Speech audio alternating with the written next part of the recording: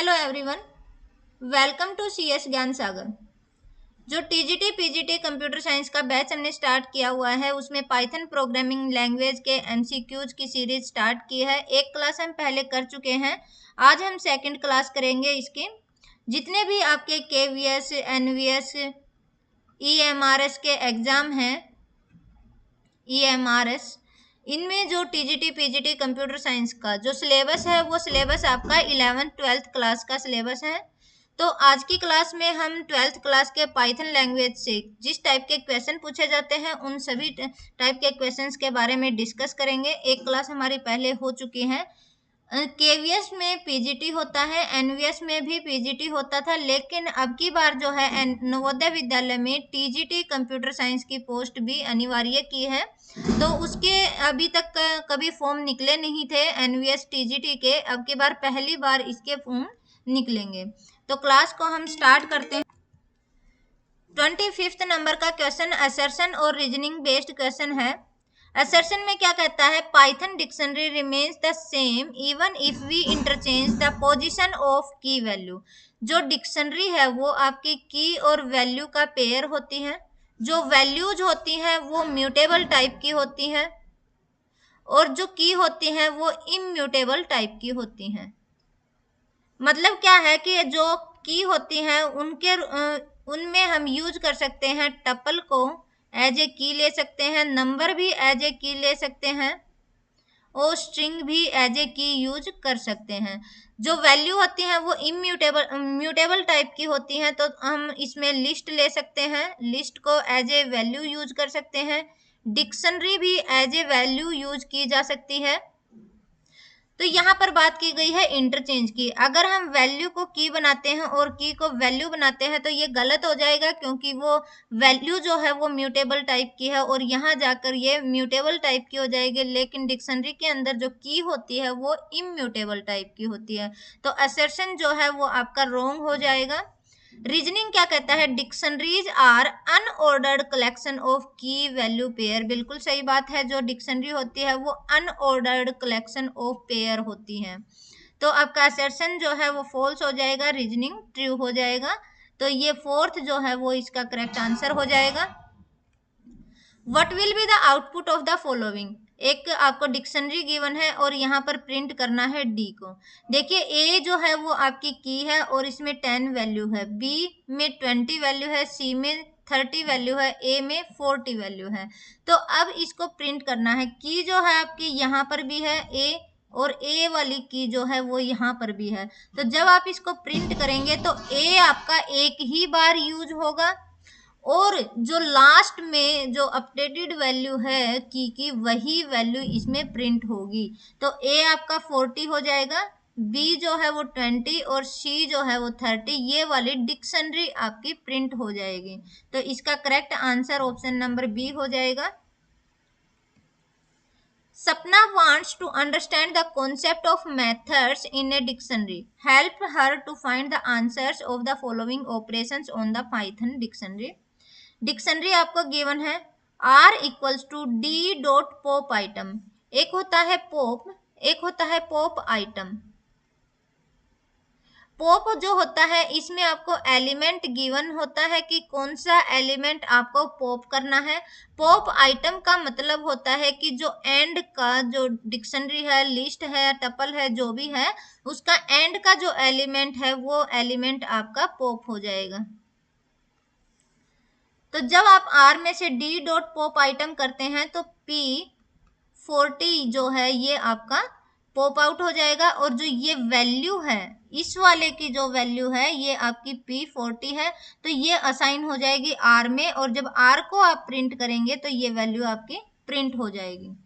फिर कहता है x equals to d dot POPN। तो n वाली जो की है आपकी उसके ऊपर जो वैल्यू है ये आपकी डिलीट हो जाएगी और जब x के अंदर जो वैल्यू आपकी आएगी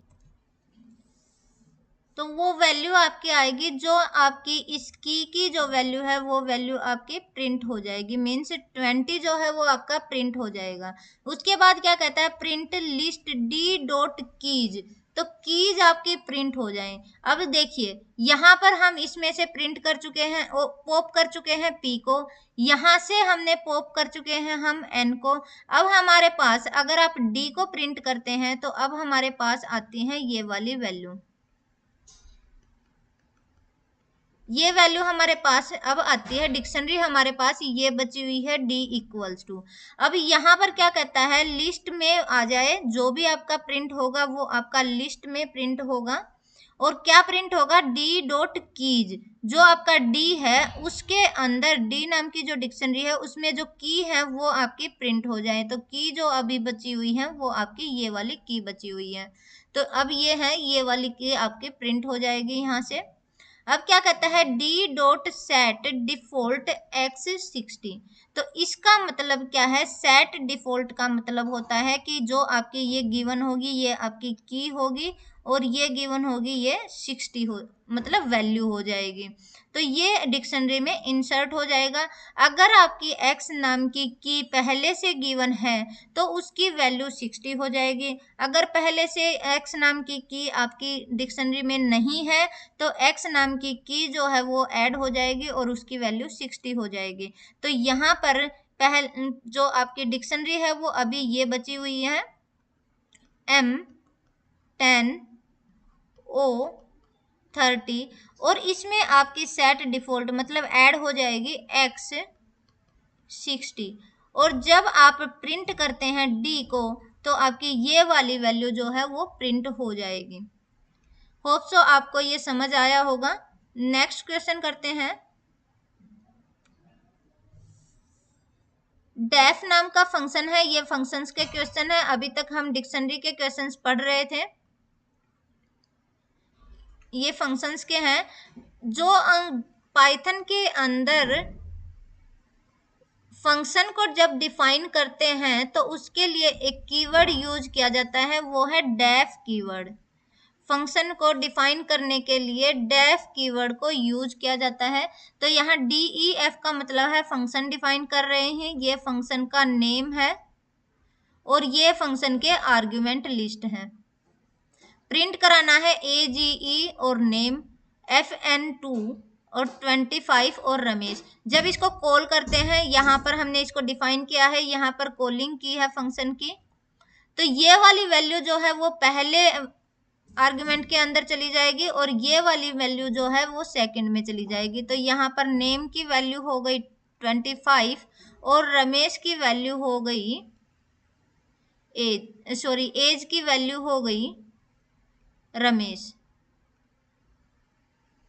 जब आप यहाँ प्रिंट कर रहे हैं, जब भी किसी फंक्शन को डिफाइन किया जाता है तो वो सीधा कॉलिंग पे जाता है, कॉलिंग पर वैल्यूज उठाता है, वैल्यूज को फिर यहाँ पर असाइन करता है। तो नेम की वैल्यू 25 हो गई, एज की वैल्यू रमेश हो गई। जब यहाँ पर आएगा प्रिंट करेगा तो एज की वैल्यू क्या हो जाएगी, एज की वैल्यू हो जाएगी रमेश और नेम की वैल्यू हो जाएगी 25। तो ये इसकी वैल्यू प्रिंट हो जाएगी। नेक्स्ट है ये, इसमें क्या कहता है नेक्स्ट क्वेश्चन में, ये भी आपका फंक्शन का ही क्वेश्चन गिवन है। डेफ नाम का कीवर्ड यूज किया गया, फंक्शन नेम है FUN3, जिसमें आर्गुमेंट लिस्ट में गिवन है आपके ABC। रिटर्न करना है ये वाली चीज। जब आपका मोर देन 1 वैल्यूज होती हैं रिटर्न में तो आपकी ये एज ए टपल यूज की जाती हैं। T इक्वल्स टू FUN3 और वैल्यूज आपकी गिवन है। तो मीन्स 10 जो वैल्यू है वो A में असाइन हो जाएगी, 20 जो वैल्यू है वो B में असाइन हो जाएगी और 30 जो वैल्यू है वो C में असाइन हो जाएगी। तो ये वैल्यूज जो है T में है, या तो आप सीधे इसे कॉल कर सकते हैं या किसी वेरिएबल में असाइन करके उस वेरिएबल को प्रिंट करा दें। तो अब रिटर्न करेगा ये, तो रिटर्न करने में क्या हो जाएगा, 10 + 1 11, B का हो जाएगा 20 + 2 22 और ये हो जाएगा 30 + 3 33। आपकी ये वैल्यूज जो हैं वो प्रिंट हो जाएंगे। फिर आपका फंक्शन आता है डेफ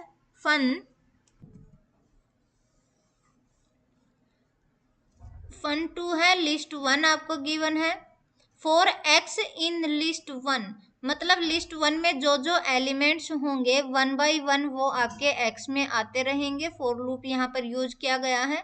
फन 2 में क्या है, रमेश है, कुमार है, ये एज ए लिस्ट यूज किया गया है। तो यहाँ पर हमने इसको यहाँ पर असाइन कर देना है। लिस्ट में 1 से रमेश जो है पहले एक्स में चला जाएगा, एक्स डॉट अपर करेंगे तो मतलब रमेश जो है इसमें जितने भी एलिमेंट होंगे वो सारे आपके कैपिटल लेटर में होंगे, जितने भी यहाँ पर यूज होंगे तो रमेश हो जाएगा कैपिटल लेटर में। ये एंड हो जाएगा हैश से, उसके बाद जो है कुमार असाइन हो जाएगा एक्स में। तो सेम यही आपका कुमार जो है ये इस टाइप से प्रिंट हो जाएगा। तो इसका जो रिजल्ट आएगा वो इस टाइप से हो जाएगा। फिर डेफ है